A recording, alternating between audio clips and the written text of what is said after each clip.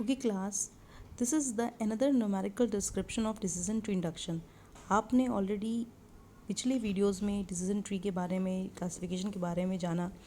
ये एक दूसरा क्वेश्चन है, न्यूमेरिकल है डिसीजन ट्री का। ये क्वेश्चन आपको पीडीएफ में मिलेगा। ये उसी क्वेश्चन का एक्सप्लेनेशन है। The question that is draw decision tree using ID3 algorithm. ID3 क्या है? इटरेटिव डिकोटोमाइजर एल्गोरिथम, जो कि आपकी एक डिसीजन ट्री की एल्गोरिथम है।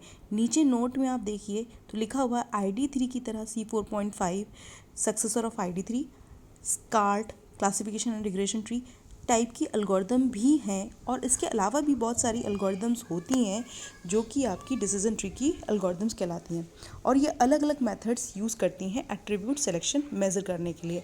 चलिए खैर, हम अपने क्वेश्चन पे आते हैं। मेरा क्वेश्चन है एज, कंपटीशन, टाइप, ये आपको एट्रीब्यूट्स गिवन है, और प्रॉफिट आपका क्लास लेबल ट्रेनिंग टपल है। ओके, फिर से रिपीट कर रही हूँ, प्रॉफिट आपका ट्रेनिंग क्लास टपल है।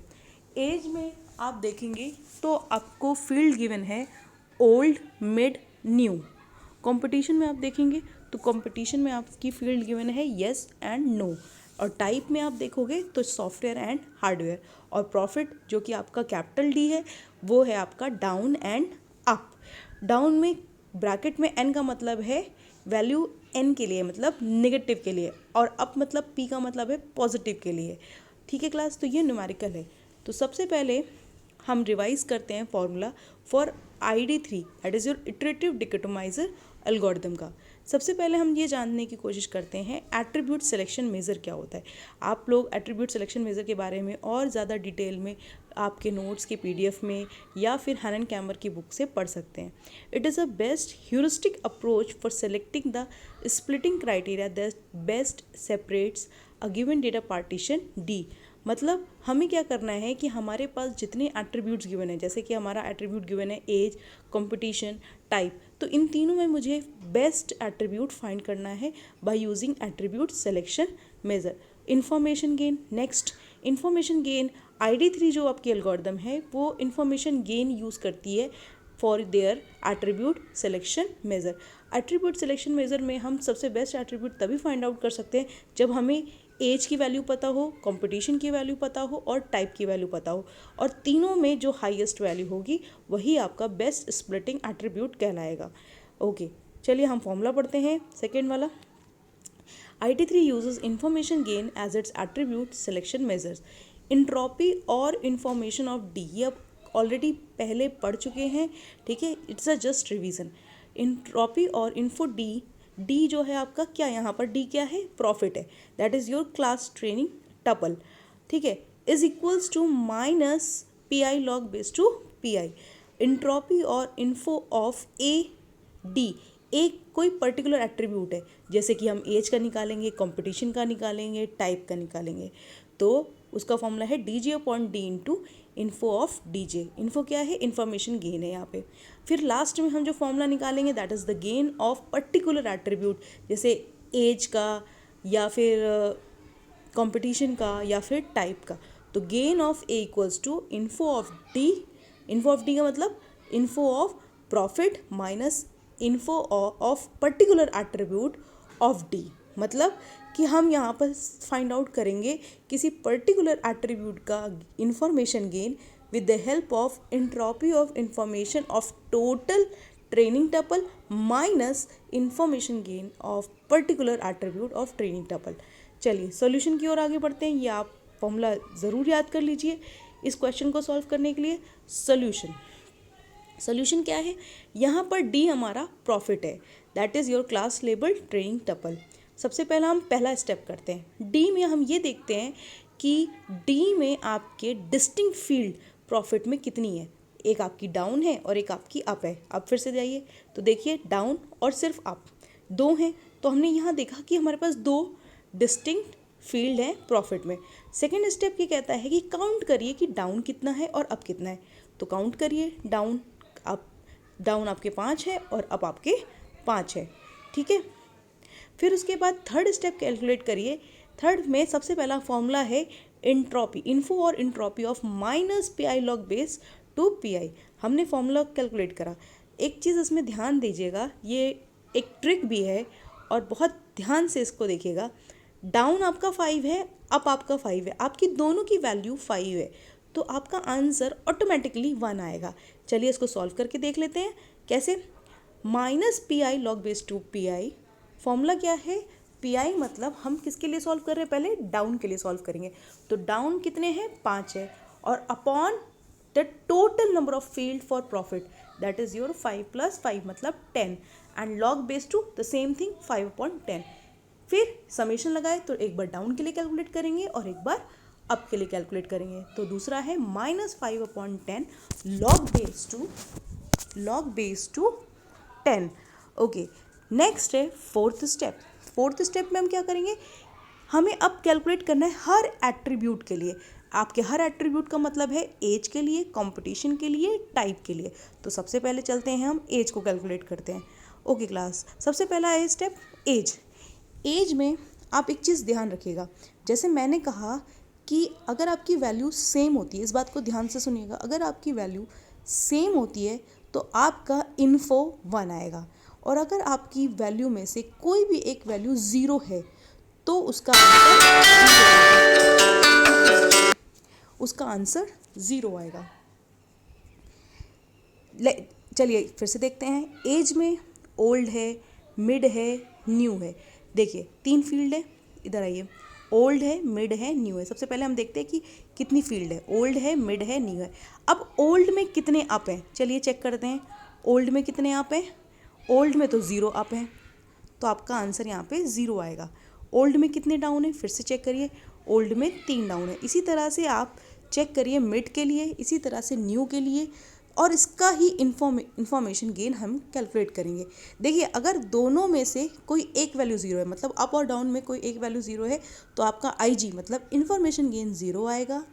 मिड में दोनों वैल्यू आपकी सेम है, जैसे मैंने अभी ऊपर बताया था, आपका आंसर 1 आएगा। और दोनों में से 3 और 0 में से कोई भी एक वैल्यू 0 है तो आपका इन्फो गेन 0 आएगा। तो चलिए एंट्रोपी ऑफ एज कैलकुलेट करते हैं। अब देखिए बहुत ही सिंपल तरीका है, यहाँ से समझने की कोशिश करिएगा कि एंट्रोपी ऑफ एज, जो अप की वैल्यू है 0 ओल्ड के लिए, पहला ओल्ड के लिए कैलकुलेट करेंगे ना, तो फॉर्मूला आप पहले, हाँ फॉर्मूला देखिए पहले, तो फॉर्मूला देखिए, तो फॉर्मूले में आप देखेंगे dj/d into info of dj। तो dj ऑफ d का मतलब ये हुआ कि आपकी जो वैल्यू है ओल्ड के लिए, तो ओल्ड के लिए वैल्यू क्या है 0 और +3, मतलब 0, ओल्ड में 0 अप थे, ओल्ड में 3 डाउन थे, तो उनको हमने ऐड किया, और अपॉन कैपिटल ऑफ डी था, तो कैपिटल ऑफ डी की वैल्यू तो 5 + 5 मतलब 10 है, और into of info of DJ. Info of DJ का मतलब है इन्फो ऑफ ओल्ड के लिए बात कर रहे हैं, तो इन्फो गेन ऑफ ओल्ड का क्या हुआ 0 है, तो 0 + 3 अपॉन 10 इंटू 0, पहला हुआ सॉल्व। इसी तरह से दूसरा सॉल्व करिए, 2 + 2 अपॉन 5 + 5 इंटू 1। फिर इसी तरह से तीसरा सॉल्व करिए, 3 + 0 अपॉन 5 + 5 इंटू 0।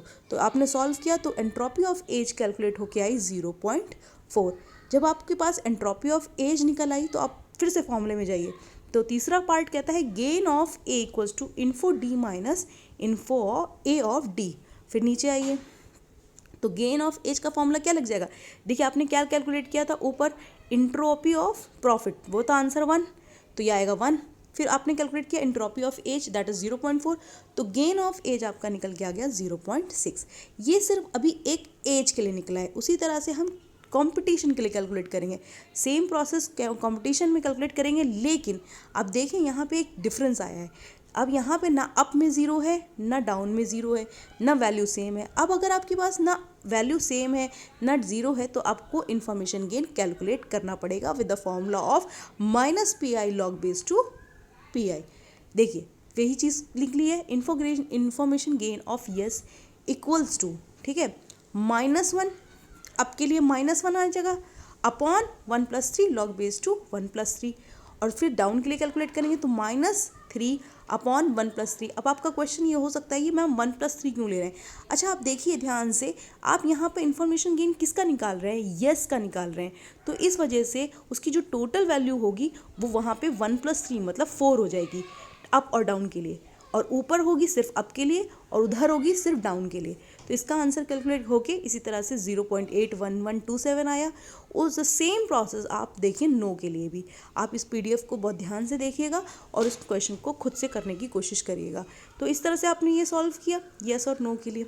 अब आपने सेकेंड कंपटीशन निकाल दिया, कंपटीशन का एंट्रोपी आपने कैलकुलेट करा। अब आप देखिए द सेम प्रोसेस, पहले तो आपने इंफॉर्मेशन गेन निकाला, अब आप सेम एंट्रोपी ऑफ कंपटीशन निकालिए। तो क्या होगा 1 + 3 अपॉन 5 + 5 इंटू 0.81127, जैसा आपने एज में किया था, द सेम प्रोसेस। ठीक है, फिर आपने कैलकुलेट करके इसका आंसर क्या आया 4 + 2 upon 5 + 5 into 0.91825 is equals to, the answer is 0.8754।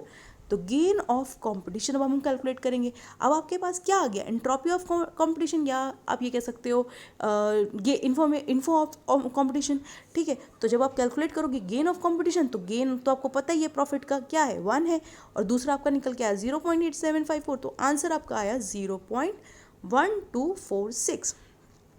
Now the third type क्या है, थर्ड टाइप में आपका टाइप है। ठीक है, पहला था एज, दूसरा था कंपटीशन, तीसरा था टाइप। द सेम प्रोसेस आप देखिए, सॉफ्टवेयर में अप के लिए 3 आया, डाउन के लिए 3 आया, दोनों वैल्यू सेम है, IG आपका इन्फॉर्मेशन गेन 1 आ गया। हार्डवेयर के लिए भी दोनों वैल्यू सेम है, इन्फॉर्मेशन गेन 1 है। दिस इज अ ट्रिक कि आपकी वैल्यूज़ अगर दोनों फील्ड की सेम आती है या दोनों में से कोई एक चीज़ 0 आती है तो आपका IG इन्फॉर्मेशन गेन 0 हो जाएगा, सेम आती है तो वैल्यू 1 हो जाएगी। आप इसे ध्यान से देखिएगा PDF का। फिर उसका हमने एंट्रोपी निकाला वही सेम प्रोसेस से, और उसके बाद फिर गेन निकाला, गेन ऑफ टाइप। यहाँ तक फिर मैं सेकेंड वीडियो बनाती हूँ।